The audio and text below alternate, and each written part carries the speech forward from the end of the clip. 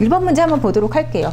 1번 문제 한번 보시면 취급업자 바로 사고래요.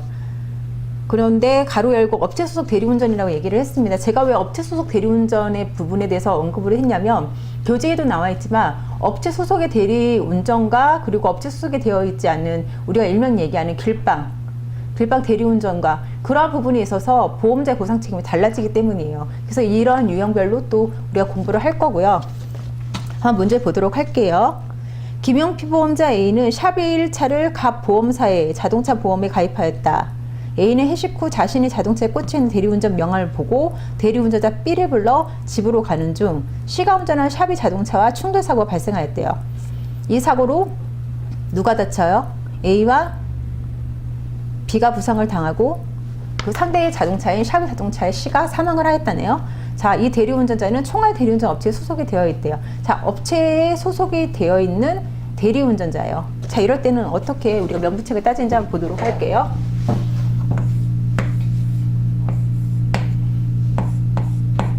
자, A가 음주로 대리운전을 불렀어요. 그래서 했더니 총알 대리운전 업체예요. 그래서 대리기사인 누가 와요? B가 왔습니다. 그리고 B의 과실이 50%, 그리고 상대차인 C가 충돌을 해서 C가 그 자리에서 사망을 했대요. 자, C의 과실도 50%. 자, 그러면 여러분들 이렇게 그림을 좀 연상하시는 그런 훈련이 좀 필요하실 거예요. 아, 이렇게 차 두 대가 사고가 나서 그러면 우리가 먼저 공부해야 될 게 샵1 자동차에서는 누가 운행자 책임을 지는지, 샵 2 자동차에서는 누가 운행자 책임을 지는지, 또 민법상의 책임을 지는지, 이런 부분들에 대해서 여러분들이 면부책을 따지실 필요가 있는 거죠. 법률상 책임을 따지실 필요가 있는 거죠. 자, 그러면 한번 볼게요. 누가 부상을 당해요? A와 B가 부상을 당하고 C가 그 자리에서 사망을 했대요. 그럼 샵 1 자동차에 우리 자배법상의 책임을 한번 보도록 할게요. 우리 자배법상의 책임을 가장 먼저 따져보고 그 다음에 민법상의 그런 책임을 우리가 논해봐야 되는데, 우리가 대리운전에 대해서 공부를 하면서 여러분들이 좀 기억을 하셨으면 좋겠어요. 일반 그냥 취급업자, 대리운전과 취급업자가 다른 게, 다시 좀 언급을 하면, 일반 취급업의 업자에게 자동차를 의뢰한 보유자는 어때요? 자동차를 의뢰한 순간 B가 취급업자라고,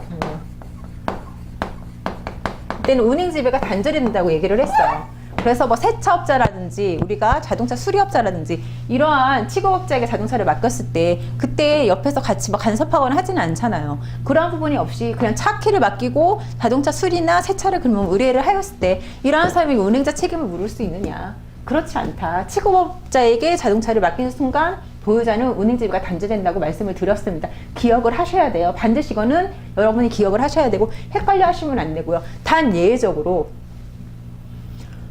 A가 이런 취급업자보다 직접적이고 구체적인 그런 상황들이 만들어지는 경우, 예를 들면 B가 다 자신의 업무를 마치고 A의 요구로 자동차를 집까지 가져다 주다가 사고가 났다라든지 이러한 경우에는 A도 운행자 책임을 지지만, 그러한 예외적인 상황이 아니면 일반적으로 취급업자의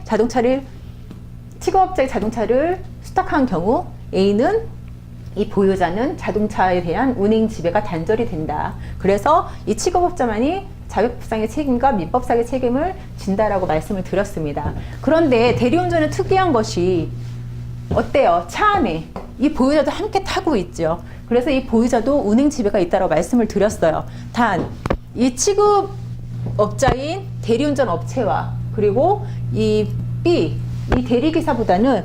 대리기사가 이 보유자보다 직접적이고 구체적인 그런 운행자의 지위를 가지고 있기 때문에 차 내부인의 관계에서는 A는 업체와 B에게 타인성을 주장할 수 있다라고 말씀을 드렸어요.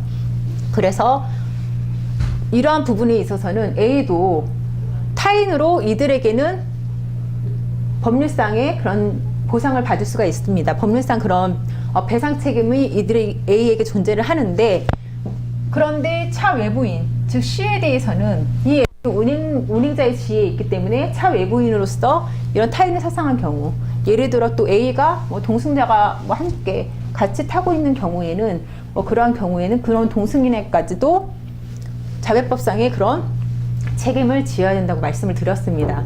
기억이 나시죠? 네, 한번 풀어볼게요. 사빌 자동차의 자배법상의 책임을 보유자가 지고요. 또 누가 지죠? 업체가 지겠죠.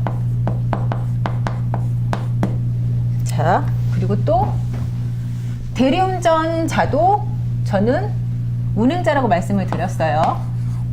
대리운전자를 그 업체를 위해서 운전한 운전자라고 보시는 선생님도 계시긴 하지만, 판례에서는 대리운전자도 개인 사업자처럼 그런 개념으로 약간 좀 색깔이 달라요. 그래서 판례에서도 이 업자를, 대리운전자를 운행자로 보고 있습니다. 그래서 저 역시도 B를 운행자로 보고 있고요. 여러분들이 암기를 좀 하셨으면 좋겠어요.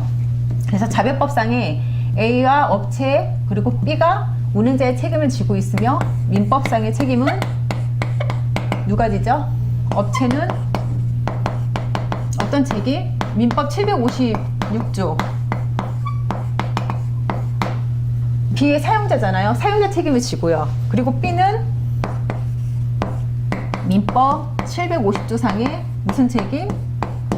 불법행위 책임, 일반 불법행위 책임을 진다라는 걸 여러분들 기억을 하셔야 돼요. 자, 그러면 이러한 책임들 누구에게? 자, 볼까요? 이러한 책임들 누구에게 질까요? 자, A는 C에게만 질 것이고, 업체와 B는 이러한 책임을 A와 C에게 지겠죠. 이해되시죠? 그리고 민법상의 책임은 어때요? 지금 업체와 B만 민법상의 책임을 지기 때문에 이 사람들 다 A와 C에게만 책임을 집니다.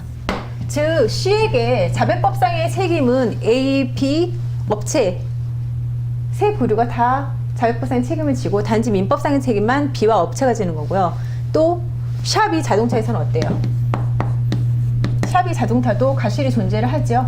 그래서 A, B가 부상을 당했고, 자배법상의 책임과 민법의 일반 불법행위 책임을 C가 누구에게 집니까?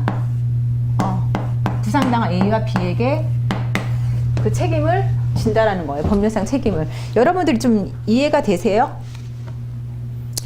이해를 하셔야 되는데 여러분들 반드시 기억을 하셨을 거라 생각을 하고요. 자,